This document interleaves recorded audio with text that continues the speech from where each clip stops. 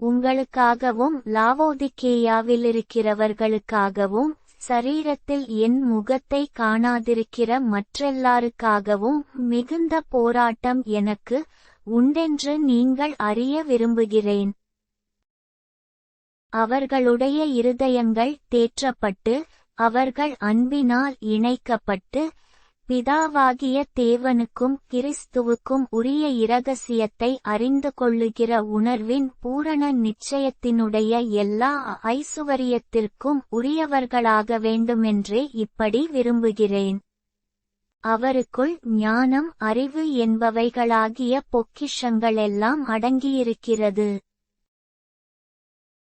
ஒருவனும் நயவசனிப்பினாலே உங்களை வஞ்சியாதபடி இதைச் சொல்லுகிறேன்.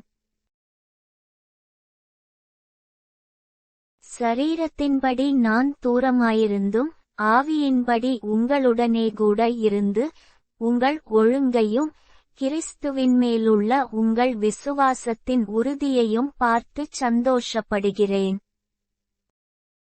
ஆகையால் நீங்கள் கர்த்தராகிய கிறிஸ்து இயேசுவை ஏற்றுக்கொண்டபடியே அவருக்குள் வேர் கொண்டவர்களாகவும் அவர் மேல் கட்டப்பட்டவர்களாகவும் அவருக்குள் நடந்துகொண்டு நீங்கள் போதிக்கப்பட்டபடியே விசுவாசத்தில் உறுதிப்பட்டு ஸ்தோத்திரத்தோடே அதிலே பெருகுவீர்களாக. லௌகிக ஞானத்தினாலும் மாயமான தந்திரத்தினாலும் ஒருவனும் உங்களை கொள்ளை கொண்டு போகாதபடிக்கு எச்சரிக்கையாயிருங்கள். அது மனுஷர்களின் பாரம்பரிய நியாயத்தையும் உலக வழிபாடுகளையும் பற்றினதேயல். ஏனென்றால் தேவத்துவத்தின் பரிபூரணமெல்லாம் சரீரப்பிரகாரமாக அவருக்குள் வாசமாயிருக்கிறது.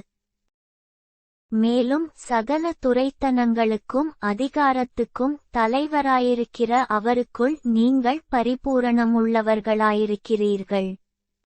அல்லாமலும் நீங்கள் கிறிஸ்துவை பற்றும் விருத்த சேதனத்தினாலே மாம்சத்துக்குரிய பாவசரீரத்தை களைந்துவிட்டதினால் கையால் செய்யப்படாத விருத்த சேதனத்தை அவருக்குள் பெற்றீர்கள்.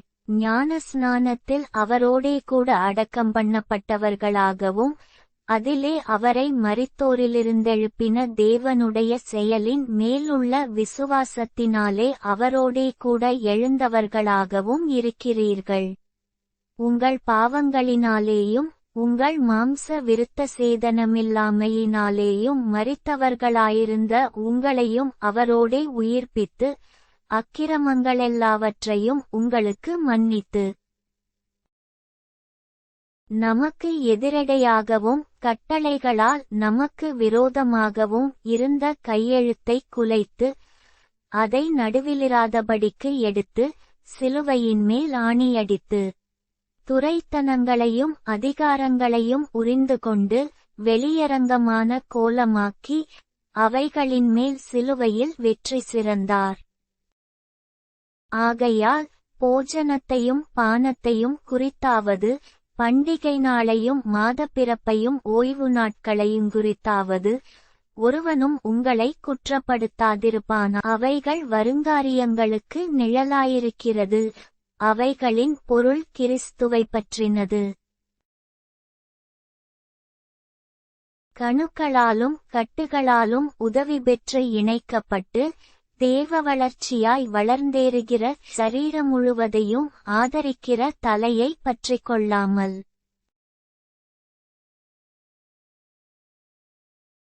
மாயமான தாழ்மையிலும் தேவதூதர்களுக்குச் செய்யும் ஆராதனையிலும் விருப்பமுற்று காணாதவைகளிலே துணிவாய் நுழைந்து தன் மாம்ச சிந்தையினாலே வீணாய் இருமாப்பு கொண்டிருக்கிற எவனும் உங்கள் பந்தயப் பொருளை நீங்கள் இழந்து போகும்படி உங்களை வஞ்சியாதிருக்க பாருங்கள்.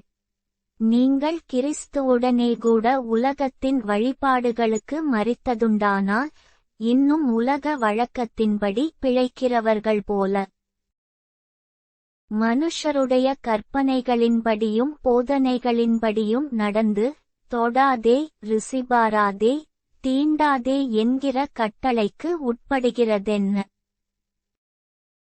இவையெல்லாம் அனுபவிக்கிறதினால் அழிந்து போகுமே.